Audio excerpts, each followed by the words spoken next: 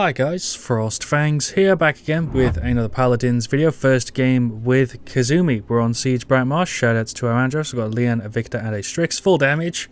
Yep, let's go for it, except for Andra, I guess. Then for their side, Strix, Damba, Makoa, Andra, and Kasumi. This is the setup I put together. We've only got the first talent, of course, but this card I think is going to be really strong. Extra health is always safe. Let's go for Double Nimble. Why not? I don't know if that's a good choice or not, but it is very safe. Can't really go wrong with Nimble. Literally my first game with her though, so this might be a little bit rough. It's going to go over this way. Shields are going to be a pretty big counter to Kasumi and stuff like that. I'm having to play on NA, so my ping's going to be pretty high because it is like 2 AM EU, so servers are of course a little bit dead. I think I'm screwed, right? Unless I can get my teleport off.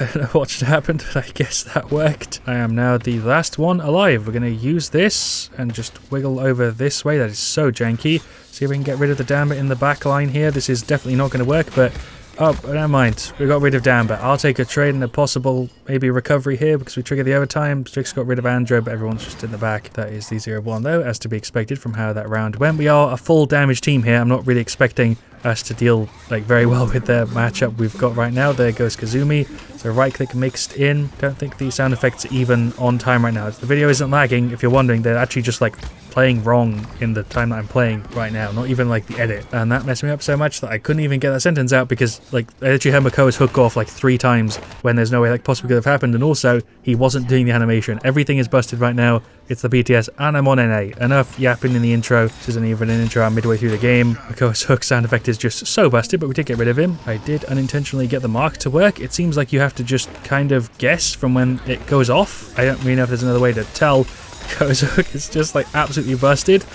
Yeah, alright, that's a new bug. Honestly, it's been a while since we've had like a brand new one in a video. Seems like it just goes off like a random amount of times. I'm not sure. We did get the little disarm icon there, which is new. I don't know if I've seen that before, at least not regularly. We'll throw the ult on the Koa. We'll get back into spawn. I don't know how the F works with the spawn, but get some stabs on him. He is just going to block us with the shield.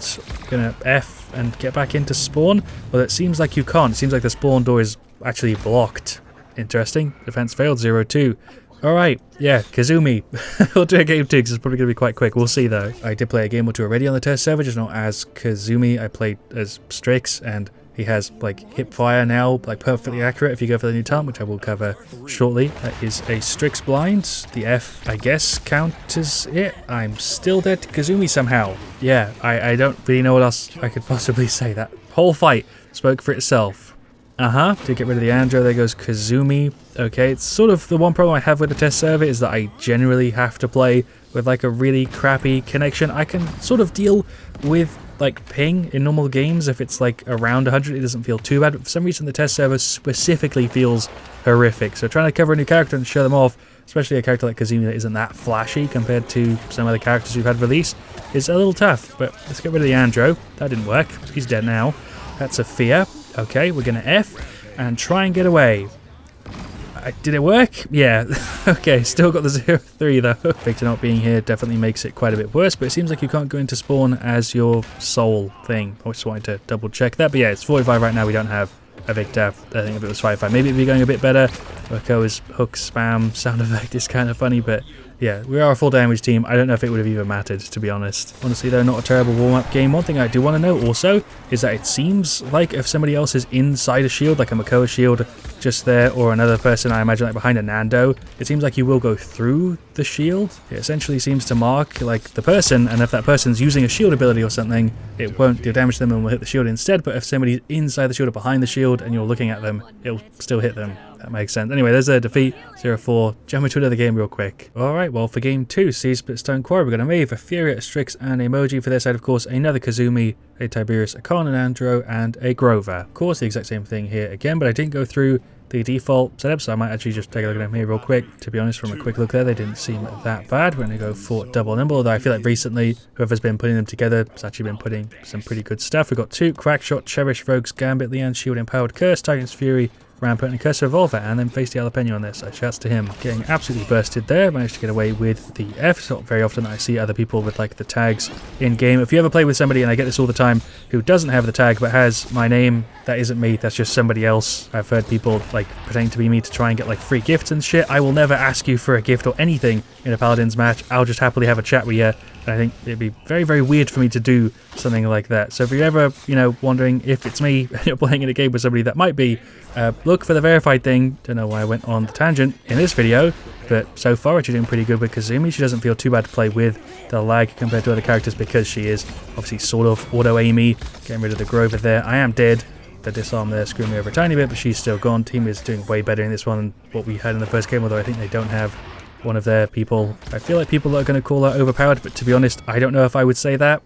Okay, that was a really bad time to do the sentence I was just trying to go with there. As I kill an Andra across the wall. That was probably mostly because of the lag, although she definitely can hit around corners a bit, because there is a bit of a delay. She's definitely good. I'm not saying she's bad. I don't think anybody's going to really say she is particularly bad for casual stuff. Maybe, obviously, ranked a little bit, possibly. I don't know. They also said on the Twitter that her disarm thing is broken and doesn't trigger on 5 stacks, as it should. It triggers, actually, even if they just have 1. She's definitely very, very good, but overpowered, I'm not sure I would use, just because compared to other damage characters, I think her peak potential is quite a bit lower than some of the other characters we've got, but I'd say her average output and the skill to get to sort of her average output is significantly different from most characters, so overall she's probably going to be perceived as overpowered, even if she might not be. Died there to their Andro, but shoutouts to Maeve, call me out in the chat. It's always nice playing with you guys in matches, and I guess that's how I ended up going on that tangent a second ago, but yeah, shoutouts to any of you guys that watch my stuff, especially if you're in a game with me. You guys are always nice. I've very, very rarely had a bad experience by meeting somebody who's watched my stuff in, like, a match. I don't know what I'm even talking about here, but there goes Grover. She's definitely very good. Kazumi, very strong. Me likey, thumbs up. I feel like I said on every new character release. Kazumi specifically, though, like half giving my effort that I would give other characters and end up doing a lot better, whereas if I was fully in the zone, massively concentrated, I'd probably do better with somebody else over Kasumi, would be my guess. I'm finding it really hard to put together in words what I'm trying to say here, but I think she's overall a good thing for the game, even though she's going to have certain downsides. So I think you can do really, really well with her without being crazy good at playing her or even playing Paladins or video games in general. I think she's going to be one of the easier characters to do well with, and even then maybe her skill setting is actually just as high as some of the other characters. I'm not 100% sure just yet, but I like Kasumi a lot, and maybe I'll get tired of her after like a year or two. I've just been in the game for a little while. Dead there to their Kasumi, but she doesn't really have a proper escape, which I think what makes her a damage over a flanker. She doesn't really have very much movement at all. You have a teleport with your Q, but you sort of have to set that up, and it's also really janky right now on the PTS, which is maybe why she feels even more restricted than she might when she goes to live. But I feel like she really does sort of emphasize the things that make her a damage over a flanker, or at least that's what I'm noticing right now. I feel like I've said a lot of things in this video, but had a really hard time doing it. Let's get rid of the Sin here. I was going to call you Strix then for a second. Let's just stab away, getting our self-heal from our card. He is kind of stuck here, right? So we just get rid of him. There we go. I'm going to throw an ultimate, pop the F, the damage reduction. Okay, defense failed. I guess you can't contest the objective as a soul. I don't know why I'm surprised at that. I for some reason thought it might still work. I feel like also, aside from the problems I've had with her, like the bugs and stuff, she's a pretty consistent character. I'm also just now noticing that she has wings. I don't know why I never noticed that before. Not asking for a beard mention. Just now I'm taking a picture of this. Shoutouts to the Maeve. I'm literally just a dude that makes videos, but I appreciate the support as always. Don't know what the hell Khan's doing over there. There goes the Kasumi. But the thing I was trying to say is that I think she's going to be a very consistent character, and not necessarily a very flashy one, although she will feel very different to play, I imagine, from most of the roster right now. But yeah, she feels sort of like a flanker, except from a few elements that make her a damage. I don't know how to properly word what I'm saying. I have a lot of thoughts going on in my head though, which doesn't always happen with new characters, but with Kasumi, I feel like there's a lot I can really talk about, and there's a lot here. That's the mark from there, Kasumi, but even though it isn't massively original, I feel like most of her stuff we've sort of seen before. The way it works here is really unique. I'm generally giving a very positive sort of sentiment though. I'm dead. To be honest, I completely get if you just like disagree with me on pretty much everything. I think that's perfectly fine. I'm just talking about the way I feel about her and trying to give you sort of a reason why, but I don't know if I'm doing a very good job. We got the 2-3. That is the objective lost. Their Khan is playing very weird. I don't even know who's pushing the objective right now. How are they pushing it from that far? Hello Zim. We'll get the disarm in a second. Right click. He is on like 2 health. Can we just get one little tap on him? Go ahead and drop the ult there on the Andro. I also want to mention though that her design is like pretty great in my opinion. I like it quite a bit. I feel like her weapon, even though you're essentially just stabbing a doll in front of you, like it doesn't feel bad. It feels quite good. Like it surprisingly doesn't feel like you're just like getting damaged through Bluetooth or something. It does feel like you're actually doing the thing. Like it feels surprisingly satisfying to play right now, and the damage impact is like good. I feel like overall she might have the problems. Again, I would see completely where you could get those problems from, but in my opinion, I'd say more positives than negatives. I say as I just get rid of a Tiberius and an Andro pretty much solo. Gonna call her Nazumi or something wrong with the same sort of syllables at least once or twice in this video. It wouldn't be a FrostFangs video if I was perfectly right all the time. There's an ultimate on the Khan, because why not? There's a right click. He's just getting some tick damage. I'm just trying to hold them off and buy time here. I killed the Andro though.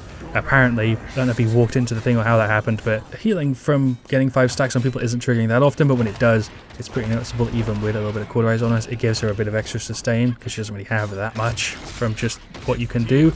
There's the Q and teleport, which I've done officially, what, twice in this video.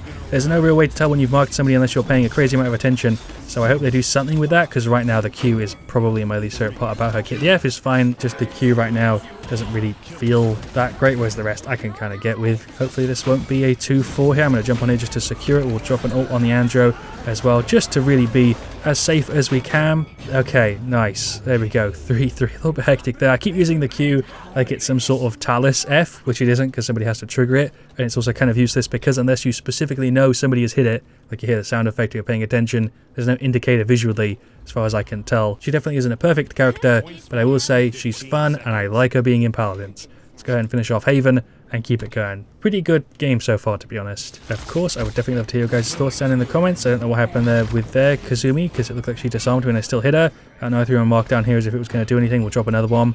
Why not? Moji's just going on the Grover. He's outie. I think the Tiberius is just in here. There's some stacks on him. We can push up with the F here to get a bit of extra speed. Yeah, that's really glitchy, but it worked. 3-3. See if we can turn him off for long enough here to get this win. Khan there running away a bit. He's playing a very defensive tank, might I say. There's a right click. Okay, cool. We're just going to keep running away here. We're going to use the F just to be safe, because of me stacking on me. That's the mark, I guess. I don't know if I did a good job there of trying to get out of the way. I did attempt it. Yeah, 90%. They might get this back, though. We'll see. Going to go for not Krennis. I don't feel like I need that. I will say item-wise, she's been a bit awkward to pick for, but that is going to be, I think, the 4-through. Got it to 99% to trigger the overtime. But there we go. Victory any second now. We'll pop the little F so we can see it in the third person. Feel like that broke the game for a second there. But we'll look at the Moji skin as well. Really good game, I feel like, to end the video, and not a bad sort of intro, hopefully, to Kasumi. I'm having a really hard time calling her Kasumi because my brain wants to say some other word. And there we go. There are the stats for game 2. It was a 45, as I'd sort of assumed. I'm not sure who it was that DC'd. The Khan was playing very well, like I also mentioned. Yeah, in that one. But overall, not a bad game, even as their Andro there said. Emoji did fine, Fury did pretty damn good, Maeve did solid, Strix did solid. We ended up with 100k there, even though I wasn't playing that well. I feel like that shows exactly what I was talking about, that she isn't very flashy. She might not feel crazy, but over the course of a game, you are going to output quite a bit. There, Kasumi did as well. Khan, very weird. I think he was the AFK, I guess.